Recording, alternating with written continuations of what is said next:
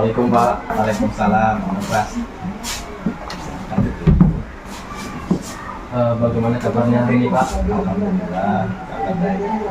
Gimana kamu Pak, sehat? Alhamdulillah Pak, sehat Pak. Terima kasih Pak atas waktunya. Mohon maaf telah mengganggu waktunya Bapak. Kebetulan saya di program Guru Penggerak ini ada tugas tentang terkait dengan pengambilan keputusan berbasis nilai kebajikan sebagai pemimpin Pak. Mungkin tidak lama Pak, beberapa menit ke depan untuk sharing atau berbincang-bincang pengalaman Bapak terkait selaku pemimpin di sekolah kita Pak. Nanti juga saya berharap Bapak bisa berbagi pengalaman atau mengambil keputusan terkait ketika Bapak berada dalam situasi dilematis, yang dimana dia ada di antara dua keputusan yang sulit. Kalau boleh saya tahu Pak, Bapak di sekolah ini sudah berapa lama menjabat Pak? Sebagai kepala sekolah di sekolah ini ya lebih kurang 1 tahun. Tahun Pak ya. Tapi di sekolah sebelumnya sudah lama Pak ya? Di sekolah sebelumnya pernah juga menjabat sekitar 6 tahun yang lalu. 6 tahun Pak. Alhamdulillah mungkin sudah lama ya Pak ya. Sudah lama sekali Bapak menjabat, mungkin sudah sering mendapat permasalahan yang sulit untuk Bapak hadapi Pak ya. Dan juga pengalaman sulit ya Pak. Di sini saya minta ada beberapa pertanyaan Pak yang ingin saya tanyakan kepada Bapak terkait tentang pengambilan keputusan berbasis nilai kebajikan sebagai pemimpin Pak. Saya minta nanti sesuai dengan pertanyaan itu Pak, minta jawaban dari Bapak sebagai pengalaman Bapak gitu ya Pak intinya. Ya nanti kalau bisa saya jawab ya, sesuai dengan pengalaman yang pernah saya alami kan gitu. Iya Pak. Langsung aja Pak ya. Iya silakan. Untuk pertanyaan pertama Pak, selama ini bagaimana Bapak dapat mengidentifikasi kasus-kasus yang merupakan dilema etika atau bujukan moral Pak? Ya. Terima kasih. Memang tentu dalam perjalanannya kita pasti mendapat berbagai masalah yang kadang-kadang kita duga atau tidak kita duga, dan itu harus kita selesaikan. Kita sebagai pemimpin itu wajib menyelesaikan. Nah, untuk menyelesaikan atau mengidentifikasi masalah-masalah tersebut, tentu yang pertama kita harus melakukan pengamatan, mengamati apa permasalahan di lapangan. Nah setelah kita mengamati fakta-fakta yang ada di lapangan, baru kita mendiskusikan atau mengajak teman-teman untuk memberikan masukan terhadap permasalahan yang terjadi tersebut. Nah, sebelum kita mengambil keputusan. Berarti mengamati dulu Pak ya, kalau kasus-kasus yang terjadi. Kasus yang terjadi, mencari fakta-fakta ya untuk mendukung keputusan yang kita ambil sehingga tidak salah gitu ya, dapat mengambil keputusan secara efektif.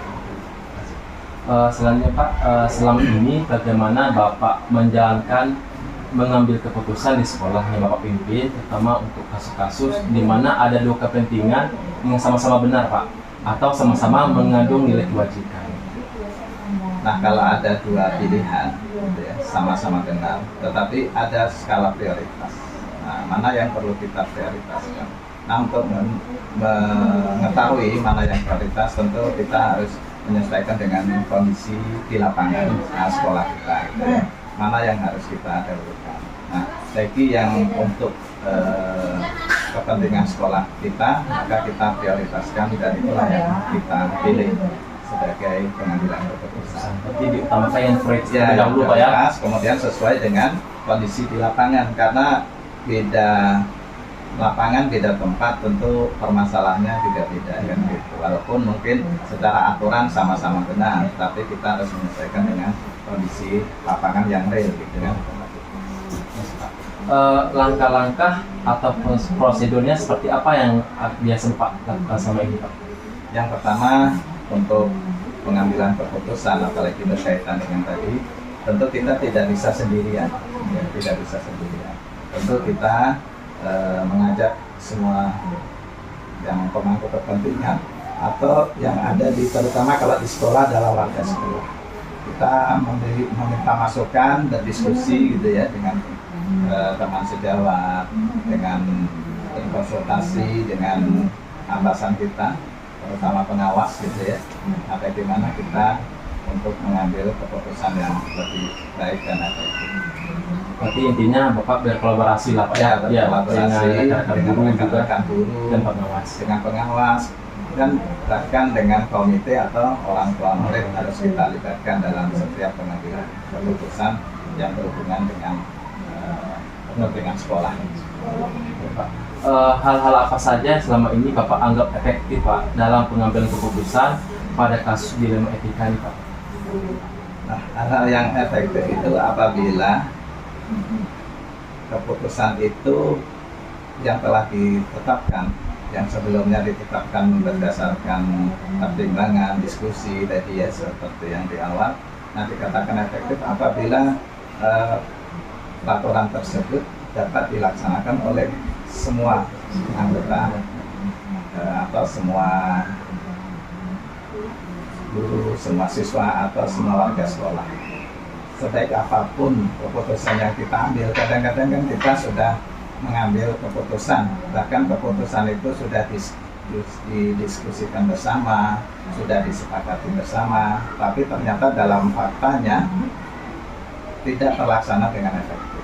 Padahal kita sudah berdasarkan. Berarti intinya juga berkolaborasi dengan guru-guru juga Pak ya? Hal-hal apa saja Pak yang selama ini merupakan tantangan ya Pak dalam pengambilan keputusan pada kasus dilema etika ini Pak? Nah, itu tadi yang menjadi tantangan itu seperti ini berkaitan dengan pertanyaan yang sebelumnya ya. Tantangannya itu apabila apa yang sudah kita rencanakan, sudah kita putuskan, bahkan sudah kita diskusikan, ternyata tidak diterima oleh warga sekolah atau sebagai guru maupun di lingkungan sekolah. Nah, kadang-kadang itu yang menjadi tantangan kita. Kita merancang atau membuat keputusan yang sudah berdasarkan aturan-aturan yang ada, sudah disepakati bahkan, tapi ternyata dalam faktanya kadang-kadang kita sendiri yang tidak melaksanakan aturan. Intinya kurang bisa diterima Pak ya, karena itu yang tantangan Pak ya dihadapi sama ini. Apakah Bapak memiliki sebuah tata kala atau jadwal tertentu Pak dalam sebuah penyelesaian kasus dilema etika? Apakah Bapak langsung menyelesaikan di tempat atau memiliki sebuah jadwal untuk menyelesaikannya? Bentuk atau prosedur seperti apa yang Bapak jalankan biasanya Pak? Kalau untuk ini kan sifatnya kasuistis ya. Ya. Kasus ini kan tidak selalu terjadi gitu ya, karena ini berhubungan dengan penyelesaian masalah yang kasuistis. Artinya kita penyelesaiannya juga kasuistis. Artinya apa? Ketika permasalahan itu terjadi, ya saat itu juga diselesaikan, kemudian sesuai dengan kasusnya. Ya, kita tidak harus menunda-nunda dan kita tidak bisa menjadwalkan gitu ya. Saya rasa untuk menjadwalkan kapan kasus itu terjadi kan tidak bisa. Jadi sifatnya kasuistis, kapan ada insiden atau ada kasus yang seperti itu, nah, kita selesaikan secepat mungkin.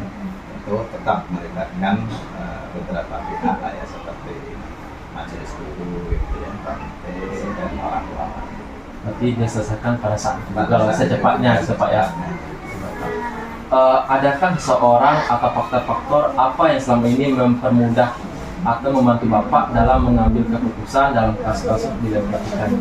Nah, yang mempermudah pengambilan suatu keputusan itu tentu harus ada dukungan dari semua pihak, baik itu dari guru, dari orang tua, dari komite, bahkan dari atasan. Tentu ketika dukungan itu kita peroleh dari segala atau semua pihak, tentu kita akan mudah dalam pengambilan keputusan. Dan keputusan itu ketika sudah disepakati tentu akan efektif untuk dilaksanakan. Berarti ada bantuan dari semua pihak? Ya, dari semua pihak, tetap kita harus melibatkan karena kita dari awal tadi kita tidak bisa mengambil keputusan secara sendiri gitu ya, karena kita perlu masukan dan pertimbangan dari berbagai pihak.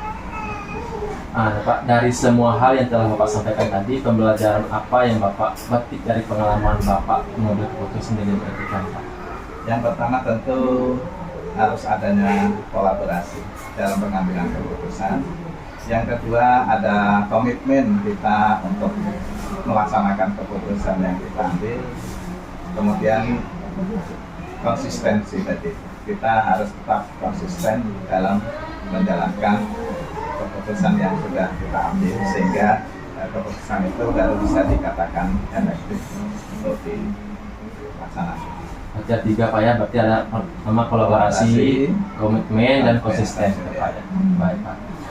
Terima kasih Pak untuk jawabannya Bapak. Ini sangat bermanfaat juga untuk saya. Saya buat pengalaman Bapak ini, saya sharing tentang pengalaman Bapak ini juga yang tentang dilema etika ini Pak. Mohon maaf juga Pak telah mengganggu waktu Bapak. Semoga Bapak sehat selalu. Amin. Minta doa juga Pak, semoga saya lulus dalam grup penggerak ini Pak. Dan sukses Ya, lah. Pak. Terima kasih Pak, tutup ya Pak. Ya, Assalamualaikum. Waalaikumsalam warahmatullahi wabarakatuh.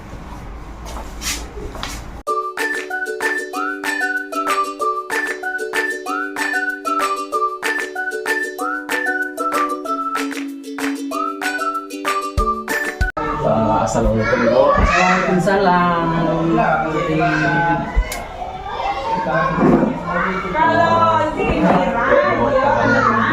Alhamdulillah sehat. Ya Bu ya, saya ucapkan terima kasih Bu atas waktunya. Mohon maaf sekali telah mengganggu waktu Ibu. Kebetulan sekarang ini saya ada tugas dari grup penggerak Bu. Ya. Ini adalah tugas terkait pengambilan keputusan berbasis nilai-nilai kebajikan sebagai pemimpin. Nah, tidak lama Bu, mungkin beberapa menit ke depan untuk sharing atau berbincang-bincang terkait pengalaman Ibu selama selaku pemimpin di sekolah ini Bu. Nah, nanti saya berharap Ibu bisa berbagi pengalaman bagaimana cara Ibu menyikapi atau mengambil keputusan jika Ibu berada dalam situasi yang dilematis Bu, atau dilema etika Bu ya, berada di antara 2 keputusan yang sulit. Kira-kira Ibu sudah berapa lama Bu menjadi pemimpin di sekolah Bu? Kalau di sekolah yang SD yang sekarang ini saya baru 8 bulan. Tapi sebelumnya sudah lama mengabdi di sekolah lain Bu ya? Ya, sebelumnya saya berhenti di sekolah lain selama lebih kurang 6 tahun. 6 tahun. Alhamdulillah sudah lama juga Bu ya. Sudah lama.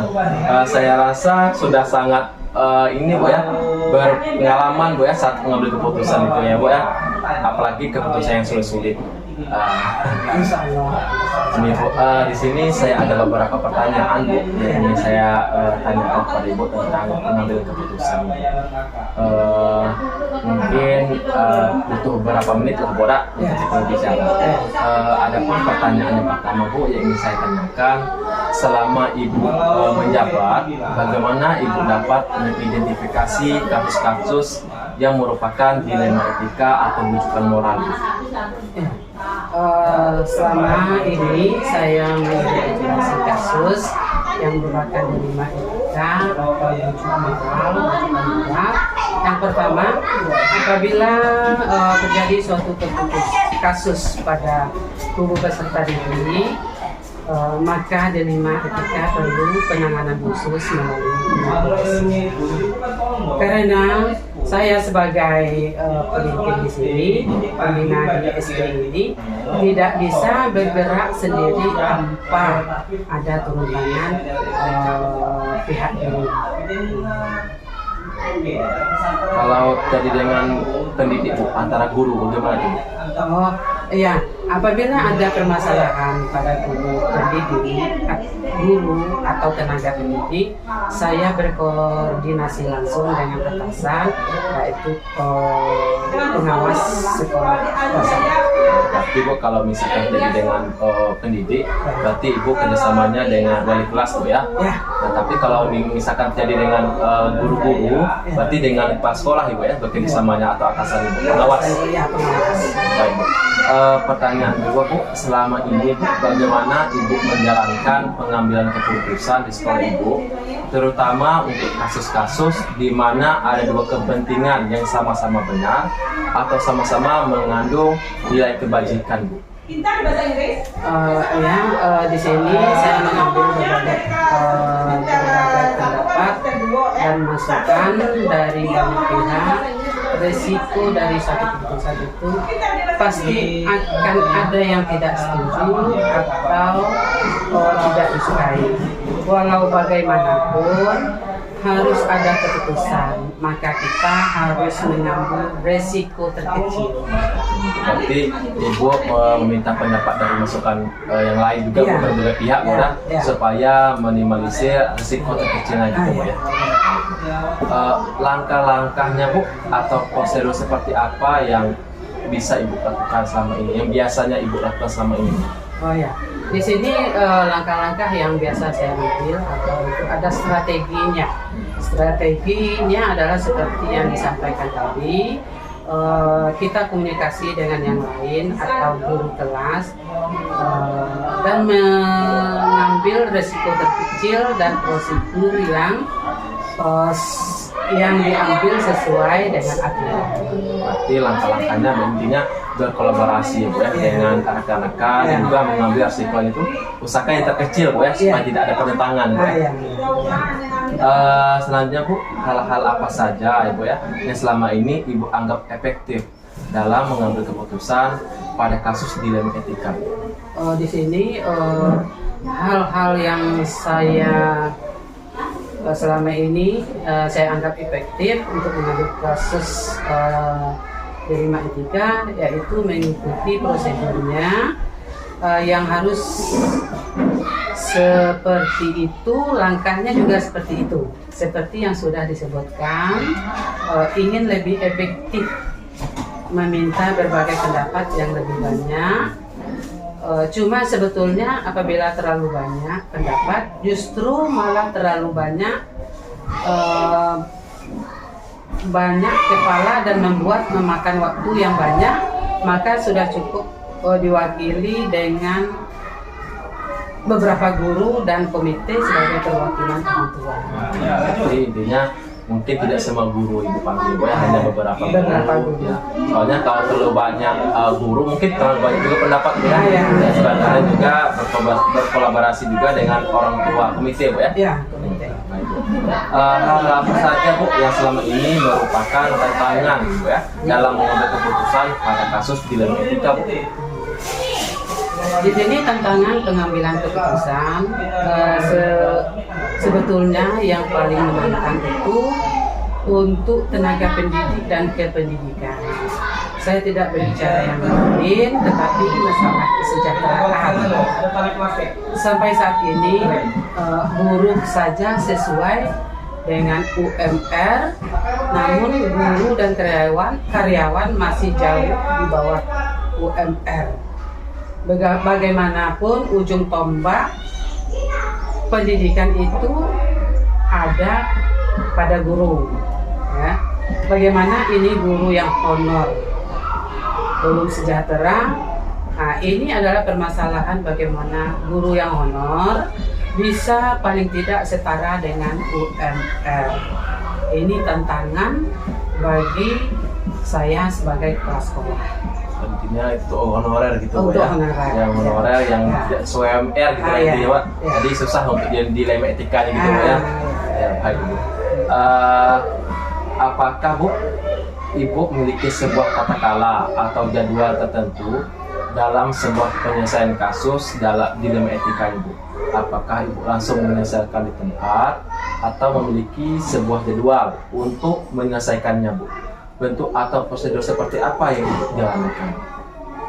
Ya, dalam sebuah penyelesaian kasus dilema etika, kita tidak memiliki jadwal tertentu. Yang penting bisa diselesaikan dengan baik, seperti yang tadi saya sampaikan. Ambil risiko terkecil. Berarti tidak ada jadwal tertentu, tidak Ya, ada waktunya gitu Bu ya. tidak. Ini yang intinya mengambil risiko terkecil gitu Bu ya. Baik. Selanjutnya Bu, adakah seorang atau faktor-faktor apa yang selama ini mempermudah atau membantu Ibu dalam pengambilan keputusan dalam kasus-kasus dilema etika ini Bu? Faktor-faktor selama ini yang mempermudahkan untuk mengambil keputusan dalam kasus delima etika, yaitu bantuan dari berbagai pihak yang telah membantu kami mengambil panutan. Di sini saya mengambil panutan pada Rasulullah, bagaimana beliau selalu dihadapkan banyak masalah, dan saya terinspirasi dengan hidup beliau yang banyak hikmah di setiap kehidupannya. Panutan kita Bu ya, Rasulullah ya, Bu. Panutan kita adalah Rasulullah. Baik Bu. Dari semua hal yang telah disampaikan tadi Bu, pembelajaran apa yang dapat Ibu petik dari pengalaman Ibu mengambil keputusan delima ini, delima etika ini Bu? Ya, saya belajar dari berbagai pengalaman sehingga jangan sampai suatu kejadian terjadi kembali ketika kita boleh sekali mengambil teori, namun kita tidak bisa pukul rata suatu kejadian kalau teori kan berbeda dengan praktik di lapangan. Berarti dari pembelajarannya Bu, jangan sampai kita pulang kembali Bu ya, masalah itu terjadi Bu. Baik Ibu, terima kasih Bu atas jawabannya sama yang tadi setelah saya tanya. Ini sangat bermanfaat sekali ya Bu bagi saya tentang sharing-sharing ini, pengalaman Ibu selama ini tentang menyingkapi kasus-kasus yang dilema etika ini. Sekian Bu, saya mohon maaf sekali mengganggu waktu Ibu. Semoga Ibu sehat selalu. Amin. Ya, minta doanya juga Bu ya. Ya. Semoga saya dimudahkan segala urusannya dalam mengikuti guru penggerak ini Bu. Ya. Saya cukupkan Bu ya. Terima kasih Bu. Assalamualaikum. Waalaikumsalam.